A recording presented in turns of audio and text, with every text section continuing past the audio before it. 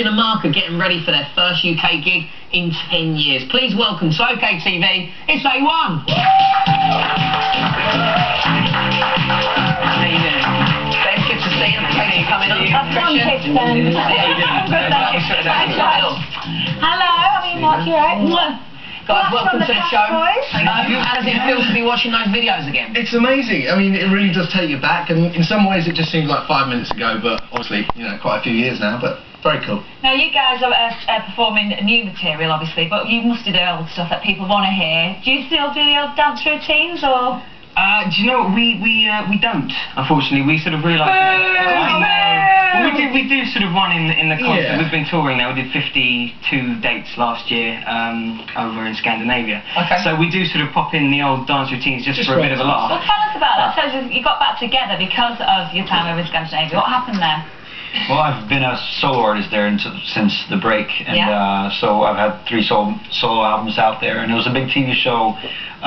They wanted me to sing some of the A1 hits on it was one of the biggest shows in Scandinavia on TV there, and they said for the 10-year reunion of the first release of our albums, could we get back together for one show? And we thought, well, one show would, you know, be fun, get together in Norway, just have fun together.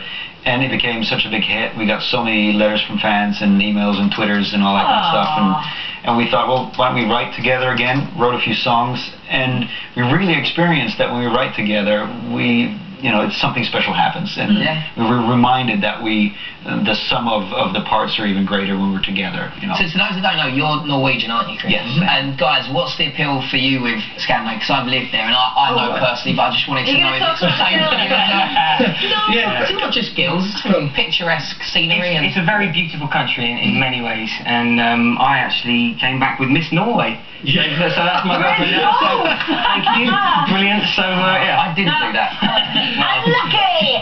Now, I have to say, someone's missing. Paul. Yeah. He didn't want to get back together when you guys did it, or what happened? Well, actually, it was, when we called it a day first time round, Paul had actually already left the band. I think Paul left sort of the end of 2002, and we carried on as a 3. Yeah. So, and he did that for his own personal reasons. Not, I don't think he was quite as comfortable in the limelight as we were, So when we got back together, we didn't even really think about it. It was just like we ended as a 3, so started back up again. Did he pull Miss Finland at all and just stayed out there? Yeah, maybe.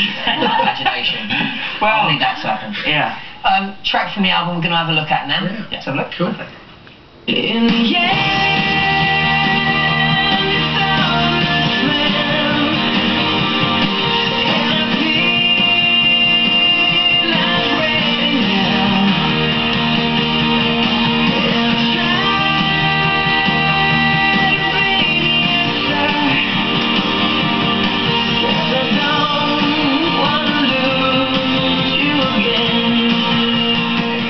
So great track for your new album. That's track's called Don't Wanna Lose You Again. Yeah. You've obviously evolved as a band. I mean, who would you say your new inspirations are?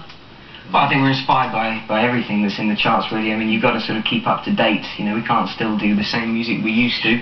Although tracks like Caught in the Middle still sort of stand the test of time and still get played, a lot, especially around Europe and Asia and stuff, and I hear it here quite a lot. So what are the main differences going to be with you guys then? Well, we're more of a band setup now, really. It's not really a sort of boy band affair. It's playing instruments, and I think especially over in Norway, people have even forgotten that we were a boy band, which is nice. So obviously people are going to over here think, okay, new boy band coming back, but very quickly. Did you ever think of changing your name because of that to try and move away from that, or A2 or M25? Yeah. Don't give it a ammo. No, sorry. We did talk about that a couple of times, but the thing is, we had such a strong fan base there, and the fan base is still there. They're really giving us a lot of support. So if there's a brand there, it seems a bit sort of just like starting again to come up with a new name. So, and we still recognise what brought us to the dance, and the fact that our fans stayed strong, and so we still do add that kind of element of fun to the gigs. When people come and see us at, say, our gig on the 31st, it's still going to be a lot of fun. As I say, we do sort of one dance routine just for a bit of old time's sake. Where is that gig on the 31st? Oh yeah, the one at the O2 Academy in Islington? Yes, that's the British Comeback is going to begin then. That's where the tour begins. Well, that's sort of our first initial thing into England. I mean, we've been getting a lot of fan mail from people in England asking why we were only doing stuff abroad.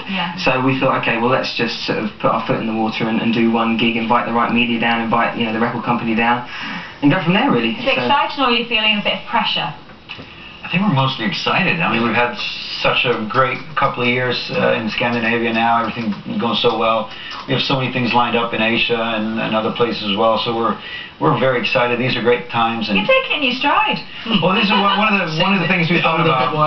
Back in the days, we didn't really. Everything was just so hectic. What's next? How do we get the next single to #1? You know, it was always always striving towards something. And now we've sort of learned that we were never present to kind of enjoy it. Yeah. So this time around, we're just so blessed and happy to be able to just sit back and this is great fun. A lot calmer. Yeah, we definitely seen that a lot. Yeah, I know. We've seen a lot of new bands reforming as well. And what's the nostalgia? Did it grip you as well? Is it what it's all about? Well, it wasn't really a conscious decision, really, for us to get back together. Like we said, it was pretty much go over, do one TV show, and then the reaction was so great that we thought, okay, and Universal got in contact and wanted us to do an album, etc.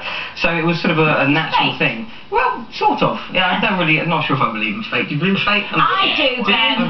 Okay, then it's fate. I agree. Well, listen, thank you so much for coming in, guys. Good luck with everything. Good luck with the concert, and all the best. Thank you. Cheers.